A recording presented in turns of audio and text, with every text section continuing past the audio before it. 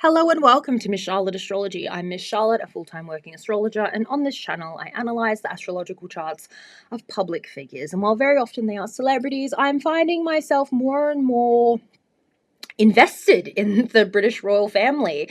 Today I will be analysing the astrological chart of probably the most famous member of that family. And I'm not talking about Queen Elizabeth II. I'm talking about the former Princess of Wales, Lady Diana Spencer, the mother of the future King of England. So, we love Diana. I love Diana. She truly is. She is the face of the institution that destroyed her. The woman was a fashion icon, a beauty icon. She was She was so beloved by the masses. Just so adored, even by people who are not monarchists, which says a lot. It speaks to her personal power. It's almost like in death she became this saint. And so I wanted to explore what is underneath the iconography of Princess Diana. Who was she? And what was her ultimate destiny? Her life ended so suddenly and so tragically. And I guess, through astrology, we're just trying to understand why they named Princess Diana, So, yeah, we'll get into that. But before I do, I just want you guys to know that I have 50% off my 60-minute readings and 30% off my 20-minute recorded readings. And they're going fast. So if you would like a reading from me because you enjoy these, please click the links below. All of March is filled. It's done. But there are spaces open for April and May. Once my schedule is full, the sale will end. So hop to it. Okay. Thank you so much. If you'd like to support me, that is the best way to do it, to purchase a reading, or you can like, subscribe, comment. That helps me a lot. I'm trying to grow this platform so I could get an income from YouTube. That would be great, because this is all I do, guys. There is no backup plan. This is it for me, because I refuse to go back to middle school teaching. I can't. Maybe one day, we'll see. But I'm going to give this a good shot. All right, so let's dive into Princess Diana's chart. Let's talk about her midheaven, okay? So the midheaven, the highest point of the chart, that is what the world wants from you. This is who you have to be in order to get your money, be successful, have a favorable public image. Hers is in Libra, which makes a lot of sense. What is the symbol for Libra? It is the scales. On one side, very pretty, very superficial, dripped in diamonds. And on the other side, it is, you could argue it's a humanitarian sign, yes, because it's concerning the public and equality, like hates injustice, but it's also communication and socializing. So these two things meet together with the Libra midheaven. If you think about what Princess Diana was, she was a diplomat. She would go around the world, wear the diamonds, wear the tiaras, wear the pretty dresses, and she would shake hands with foreign dignitaries and politicians in order to promote the United Kingdom, in order to, let's just face it, I know they're not meant to be, I know the royal family isn't meant to be political, but really they are. I mean, come on, like how many of those blokes in government or parliament, how many of them are lords? The people that own the media franchises, the newspapers, the people that are involved with the BBC, how many of them have titles? How many of them have their pockets lined with royal money? How many of them are invited to parties on palace grounds? Quite a lot, yeah? So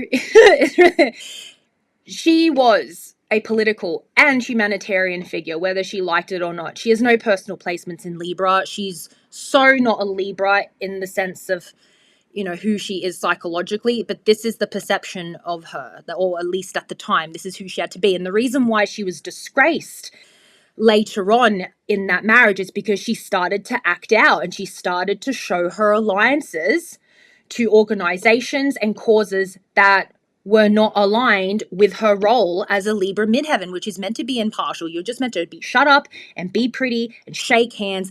And, you know, we need these oligarchs in our fucking pocket, Diana. Shut the fuck up. Like, she was like, no, I don't want to do that no more. Also, Libra is the partnership sign, right? It's one of the signs, along with Scorpio, that is associated with marriage. Why was she famous? Because she got married. She was in partnership with the person. She became the more famous of the partners of the two people, but that's essentially why she was famous, because she got married. And I'll do the Sinistry chart. Let me know if you'd like for me to do a Sinistry chart between her and Charles. Charles's Venus, which from memory, I think his Venus lies in a conjunction with Neptune. Anyway, that would have been on her midheaven. So yes, he brought her fame, but she became more famous than he did, which is quite interesting. Now, the midheaven, Libra, what's it ruled by? What planet? Venus, okay, the planet of love and values. And where was it in her chart? Down here in the 5th house of parties and leisure and pleasure and fun times and all of that. And Diana loved to party. People love to talk about how shy, what a sweet Cancer she was. But the girl loved to dance, and she loved to go to clubs, and she was, you know, a young woman when she got married. Like, do you know there's stories about her and Sarah Ferguson sneaking out of the house and like going to nightclubs? I think, imagine like in the 80s seeing Fergie and Diana at a nightclub getting wasted, like, iconic. So even though Princess Diana's midheaven ruler, Venus, is lying in another Venusian sign, which is great in terms of her style and her fashion, so it looks good. However, what did she get in trouble for? What is one of the things Diana got in trouble for? For being too loud and wanting to be the center of attention. And, you know, the 5th house is a look at me house. Look what I did. Look what I made. Look, I can tap dance. She did get on stage and do a public performance to Billy Joel with a famous ballet dancer for Charles's birthday, and she got in trouble for that because her look at me, what was perceived as a narcissistic tendency to put on dresses and look pretty, which all young women want to do, that was perceived as going against the grain and, you know, outshining the queen and outshining her husband. I mean, the 5th house is a shiny house. Venus in Taurus is a shiny Venus, and her beauty was front and center. And even though it played in well to her Libra midheaven in looking the part, it's still an inconjunct. I mean, Venus is not aspecting that midheaven at all. It's an inconjunct. It's awkward. It's like, you're pretty, you have to be pretty, but you can't be too pretty. You can't be too charismatic. You can't be too beautiful. You're taking all the attention away from your husband. So, yeah, not an easy placement. There's also this T-square with her moon and these very malefic generational planets. So her love life looks quite unstable, because what she really wants as a Venus in Taurus, and I am too a Venus in Taurus, they want stability. They want something that is regular, something that is normal, something that, like, an everyday act of love. They want a routine, and they want, I mean, it's a bit of a vanilla Venus, but it's vanilla bean and it's yummy. Like, it's trustworthy, man. Like, you know what you're going to get with a Venus in Taurus. They don't want to fuck around, but because she's got these harsh red lines to her Venus, it's almost like there are things that are working against her. And one of those things was this moon in Aquarius, because moon is your emotional nature. Her moon and her Venus are not cooperating because she herself she found it so difficult to emotionally regulate, right? And the moon is one of the planets associated with, you know, the female body, like your body, your stomach, your ovaries, that kind of stuff. So to have it in a very chaotic sign like Aquarius speaks to her very traumatic childhood, where she was abandoned, or at least she felt abandoned, or there was some kind of abuse that was inflicted upon her, or she had to witness. And that certainly is true with her mother being a bolter. The poor woman had no choice but to be a bolter. And she left the family to go marry another man, and that profoundly traumatized Diana. And so this is also an intercepted moon as well, because Aquarius, her second house lies in a late degree of Capricorn. So Aquarius here is like within the second house, it's just not feeling it. Even though she's incredibly sensitive as an Aquarius moon, I think she really disconnected from her own feelings at a young age as a way to survive the abandonment of her mother, or at least the perceived abandonment by her mother. And it made it really hard for her to regulate her feelings, which could have fed into her ED. So the moon squaring off with the Venus, emotionally she's in turmoil, but in terms of her values, she wants something stable. Those two things do not cooperate. She's at once rebellious and she defies all the rules. And then there's another part of her that really wants something that is, that is by the book and that is stable. Like those two things just clash, and that's really hard. That's the internal struggle that Diana had within herself. I want freedom, but I want someone to love me forever. And I want to, this being a romantic versus being a rebel. She was both of those things, and they didn't go together. They just contradicted each other. Also, her fourth house, which is governed by the moon, lies in Aries. So the place where she rests her head, the place where she's meant to be the most comfortable and intimate, that's in Aries, the sign of war. This is the Cancer house. This is like, I want to go home and I just want to take off my bra and I want to have my microwave pasta dish. Like really vulnerable house where you're meant to feel comfortable. That's in the sign of Aries, war. And that literally her household was a war. Like she saw her father slap her mother when she was a little girl. It was so much trauma. Like an Aquarius moon with an Aries fourth house. Oh gosh, golly gosh. And maybe that's why her Venus is playing out in that fifth house. Like she finds a lot of comfort through things, frivolous things like fashion and jewelry. Like she had fantastic taste. Like when she dressed up, she made sure that she could shine, because it was the one place where she felt loved and accepted, and that was for her beauty. She was incredibly, proud of the way she looked. She really looked after her body and her beauty regime.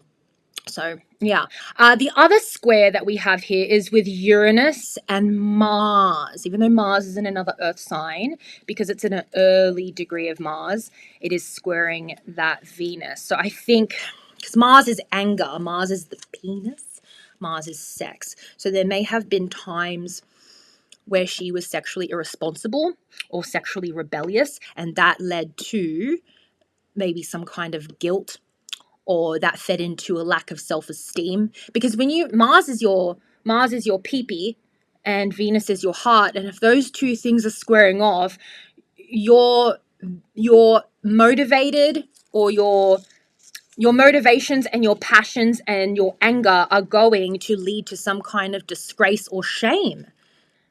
Because the Mars is not cooperating with the Venus. Venus is your values and your self-esteem and things like that. So you going on some kind of sexual rampage, or you lashing out at people, it's going to lead to some problems. And Venus is also a social planet. So behaving badly or rebelling, especially when Venus is in a very traditional sign, it's going to lead to disgrace. Uranus in Leo, again,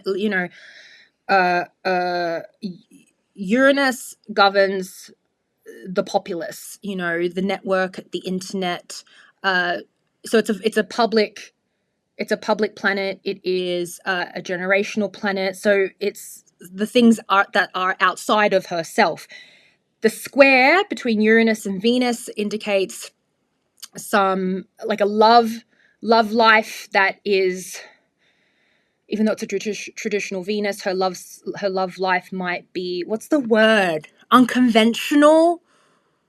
She might date people or have relationships with people that she's not allowed to, and that could be publicized. There may be situations, because it is a generational planet, which is things bigger than yourself, circumstances that lead to heartache, like maybe being cheated on, or you put in situations where you are tempted and then cheat on your partner, which indeed those things did happen. Maybe your beauty is scrutinized, like, and even though she was beautiful, she got a lot of flack for being too beautiful. Like the woman could not win. So yeah, a generational planet, a big planet that governs humanity and the public, squaring off with her personal planet Venus. Like there is almost like a disapproval or a criticism of the public towards her regarding her beauty and her values and her worth. And that can't be easy. I will say Venus is the only nice aspect Venus has here is with Saturn in Capricorn. Oh my God, I share that with her. Saturn and Capricorn, girls and boys. We share it with Diana. We're her children. Saturn trine Venus. That tells me as she got older, her love life could have, or maybe even it did, it became more stable. So she learned how to love the right people. I'm not saying it was perfect. I think she fell in love with, does anybody remember his name? Put his name in the comments. She fell in love with a heart surgeon, and they were having this affair for like 2 years, but she met his family. It was a very private romance. I believe she was separated from Charles at this time. So that seemed like a very mature romance. And then of course she got with Dodie later on, which apparently was just a fling. But it seems like, when she hit 36, which was a few years past her Saturn return, she was learning how to have just more enjoyable relationships. So if she had lived, I reckon that she probably would have found something that was more stable, because she did a lot of healing in the years that she was separated from Charles in the lead up to their divorce. She was doing a lot of healing and a lot of troublemaking too. Yeah. So let's talk about marriage. Let's talk about that, shall we? Look at that. Jupiter retrograde in the second house. So, and that's intercepted too. So not only is her moon intercepted, indicate a mother that is missing, or a mother that has abandoned her, Jupiter being the husband, intercepted in retrograde, a disappointing husband who's not around that much. However, Jupiter in the second house is fantastic for money. So obviously getting married, even if it's to the wrong man, could really benefit her financially, and it did. Divorcing him got her a very large settlement and a shit ton of jewelry, which eventually went back to the crown because, she died. She died quite suddenly, so they needed to do something with her stuff, and they didn't want to give it to the Spencers, did they? So yeah, Jupiter in the second house is great for marriage and money. So if you do have Jupiter in the second, fantastic. Very often it does mean a happy marriage, but hers is like intercepted and is retrograde, and we know what happened with Charles. Like, he was very much a disappointing husband. I will say though, with Juno, which is Jupiter's wife, this little asteroid here, this lies with Pallas Athena, which is the genius. So there's something with marriage and commitment that brings out her genius. Getting married to someone is going to allow her to connect with people and potentially heal people as well, because she's got Chiron here. I know she literally wasn't a healer, but her presence was very healing. Like, she was very humanitarian. And this places out she has a Pisces third house. So even though wasn't the best communicator, she really worked on it though. Where's her Mercury? Mercury's here. Her Mercury's really well aspected. Her Mercury is a little bit, has a hard time with that retrograde as well. But through training and through, practice, she actually became a very good public speaker, because she wasn't naturally that good. I think she just had a charisma. She had a charisma from a very early age, and she just didn't have this. She was a rough diamond. She had to really polish it up. But when she did speak, everybody listened. Her words were healing. Third house of communication in Pisces, with the Chiron, the wounded healer, Pallas Athena, the genius, and Juno, the commitment, the marriage, all of that clustered together is someone that can heal through their words. Yeah, but the husband. Oh, also, Jupiter is lying. It's a large orb, but I'm still going to call it a conjunction. Saturn and Jupiter, both in retrograde, sitting together. There's problems with the daddy and there's problems with the husband, and these two things are connected. And Diana married a guy that was 12 or 13 years older than her at a very young age. The same, and her mother did the same years ago. Her mother was, I think, like 18 or 20 when she married Diana's dad. It's about the same age difference, and the dynamic between them was very similar. Diana 100% fell in love with a version of her father. So that's why she didn't want to get divorced, even though it was such a toxic marriage. She didn't want a divorce because she didn't want to be like her mother. And then later on, she found herself in the position that her mum was in. And that's probably why she reconnected with her mother later on and forgave her, because she understood what she was going through, marrying young, marrying a guy that was way too old for you, and then falling out of love with that person, having them abuse you or cheat on you or just not treat you right. Like, I think eventually Diana learned the same lessons that her mother did, so they came to common ground. But yeah, these two things together, a disappointing father and a disappointing husband. Yep. Let's talk about why she is pretty much a saint now. So do you see Neptune in the 10th house? So the 10th house is the career and the public image and duty. And the 11th house are the colleagues and the network and humanity. So this Neptune plays into both of those houses, and Neptune is a humanitarian planet. It is the healer. It's the sacrificial lamb. It's the Jesus planet of, compassion and caring and all of that stuff. So the fact it's in the 10th house is, she's a humanitarian. That's what was expected of her. And it plays into the 11th house of the network. So the people that she comes into contact with are people that she's trying to help. So that makes a lot of sense. Now, this is pretty nicely aspected with her personal placements. It's there's a blue line to her Mars. So when you have a very powerful psychic generational planet like Neptune aligning well, sextiling planet like Mars, it is creative work, intuitive work, humanitarian work that is going to drive you to push forward and change things for humanity, change the world, make the world a better place. Kumbaya. Like, this is a warrior for the people, right? Neptune trine Mars. She's going to fight for people. Now, Neptune trine the Sun and Mercury. Her Mercury is a little bit afflicted here. The Mercury retrograde, she's very shy. I think in person, when she was in a small group or one-on-one with people, she was very talkative. But when having a microphone in her face, it was really daunting for her, because Cancer does better with intimate settings than big platforms, big stages. Then she gets kind of awkward. You can see that, and it's so endearing as well. Like, even when she's awkward and she's not speaking well and she's inarticulate, it's still so endearing because she's so charismatic and so sweet. However, through training her voice and learning how to talk, she could channel that charisma and that energy and like I said before, really polish up that rough diamond. She was a rough diamond, and as she grew older and approached her 30s and went through her 30s, she really became this superstar.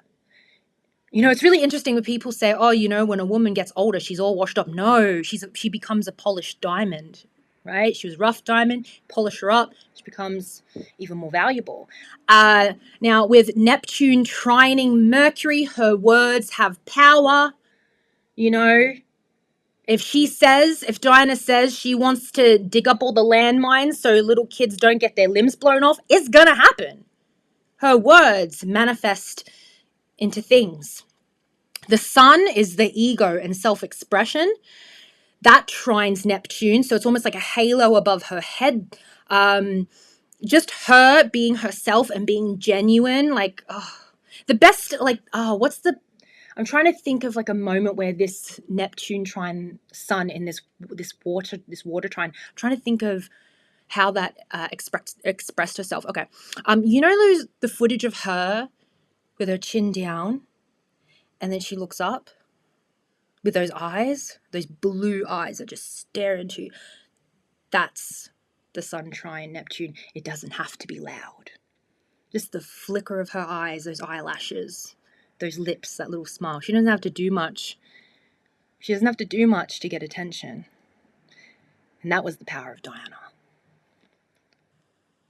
She was magic. She was sent from heaven to us. We love you, Diana.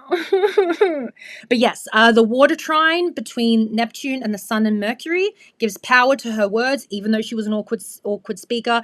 And it is the halo above her head. The Sun trine Neptune is just her charisma and her gentleness but the gentleness was just a wave that washed over us that we couldn't get enough of. Yeah. I feel like crying sometimes when I talk about her because look how beautiful she was. All right, let's talk about it. So, this 8th house stellium thing here. So there is some debate on what Diana's birth time is. I'm going to go with the birth time that is on her birth certificate that several sources have, even her mother has confirmed it's true that she was born at 7:30, 7:45. This is the chart that I'm using, 7:45 p.m. I think. Pretty much everyone has agreed that was her time, although Diana's astrologer that she employed did a magazine article a few years ago, did a magazine interview saying, oh, Diana wasn't actually born at 7:45. She was born at 2 p.m. I don't buy it for a second, because why would they lie on an aristocrat's birth certificate? I've looked at that chart for 2 p.m. It's very different. She doesn't come off to me as a Libra rising, because Libra rising, think of Britney Spears, think of Jennifer Aniston. They don't crack. A Sagittarius rising is gonna crack. When they don't like someone, when they have disdain for someone, you can tell. Libra rising, they'll cover it up. They can they can fake it. They can be polite. Diana, have you seen the footage of her when she went to Korea in 1993, 4, 5? She went to Korea with Prince Charles. It was a fucking disaster because she cannot hide her anger, her disdain for him. Because Sagittarius risings, they can't. Like, they just don't fuck with you when they're pissed at you. Anyway, I think that this is her chart, because when I look at this 8th house, Lilith, Uranus, North Node of Destiny, Pluto and Mars, it tells me that her death was weird. Her this North Node in a conjunction with this these Virgo Leo placements, it's straddling the 9th house sign of Virgo, and it's in this 8th house of marriage and death and sex. So if this was her destiny, her North Node in the 8th house of legacy, yes, Uranus in a conjunction is like someone that makes a big explosion when they die and they leave something behind, like really impacts humanity in a big way. But Mars in a conjunction is going to war. And what did she do towards the end of her life? She fought. She fought for her marriage, but even after the marriage ended, because she didn't want to get a divorce, she went to war with that family, and she was like fucking a dude on a yacht and getting photographed diving into the ocean like some beautiful mermaid. Like, she really just did not give a shit.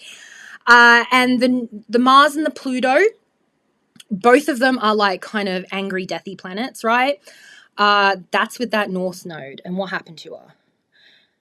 Pluto and Mars are playing into that Virgo 9th house of overseas. So the war death planets are playing out in the 9th house of overseas. Where did she die? Overseas on vacation. Okay? And then the North Node is in that 8th house, and looks like, I mean, guys, I don't want to scare you, because if you have these placements, you're probably not going to get assassinated or end up in some horrible accident, okay? This is for Princess Diana. But these placements are telling me that she died a sudden, violent, tragic death. And there may have been malice behind it. That's how I would read this. Lilith is the destructive feminine, right? That's going on a yacht with a foreign lover and like diving off the boat and into the sea and like doing the hell she wants. Because she's done with the Garden of Eden. She's done with Buckingham Palace, and she wants to be free. But what happens when a woman is free? She's hunted. And she was hunted. And this clusterfuck, this malefic clusterfuck, tells me that in search for her freedom, in the process of fighting for her freedom, it led to her death. But in dying young, she became a saint, and she left behind something bigger than her own life, bigger than herself. And yes, that was her children. But it's the collective memory that we all have of her that we hold in our hearts. Even people that weren't even alive when she died, even they can remember her. That's an icon. That's an icon. Princess Diana. She's the face of the institution that abused and destroyed her. And we got to remember that when we think of poor Princess Catherine, which I'll get into at some point, Duchess Meghan, and Prince Harry. We got to remember the legacy that Diana left and the story that she told in that interview. Don't forget, guys. Don't forget. Before you utter another horrible word about her children and her daughters-in-law, remember the things that she told us. She sounded the warning bells. And a lot of you are just not paying attention because you want to believe that she was in this very trustworthy, respected institution that the photo agencies have now deemed on the same level as North Korean propaganda. Facts. The fact that oh man, Princess Diana was the karma. Anyway, is anything else I can say about this chart? Sagittarius rising, that makes a lot of sense because she was, like I said earlier, she didn't like you, you knew. I like Sagittarius risings. It's a warrior sign. It's also a sign that's very jovial and happy. But they're always interested in discovering new things. Even though she was a Cancer, she was very adventurous, and that was the Sagittarius rising, because your rising sign are the lenses you look out of. It's the armor that you wear. And when you see her, move through life, she's interested in every single person she talks to. She's not, she's not here. Unlike her husband, who was a Leo rising, she's not here to get her ass licked. She's here for the people. She's here to hear their stories, right? And a Sagittarius rising is always hungry for a new experience and for travel and things like that. So, yeah. Okay, guys, I hope you enjoyed this. This is a quite long reading. There's so much to say about Princess Diana. Let me know how Princess Diana has impacted your life. Like, do you have a living memory of her? Like, some of us were literal children when she died. I was 9 years old. I remember that day. And some of you weren't even born, and some of you may have been older. So it'd be really interesting to hear your takes on Diana and what you remember about her. What were there any specific stories that you heard about her? Yeah. Let me know in the comments below. Would you like to see a sinister reading between her and Charles? Let me know. I'm feeling like I might do it anyway, but yeah. Okay, I'm going to let you guys go. Thank you so much. Remember, I've got 50% off my readings. Link down below. Please like, subscribe, comment. I've also got courses available. Link below. I really appreciate your support, and thank you so much.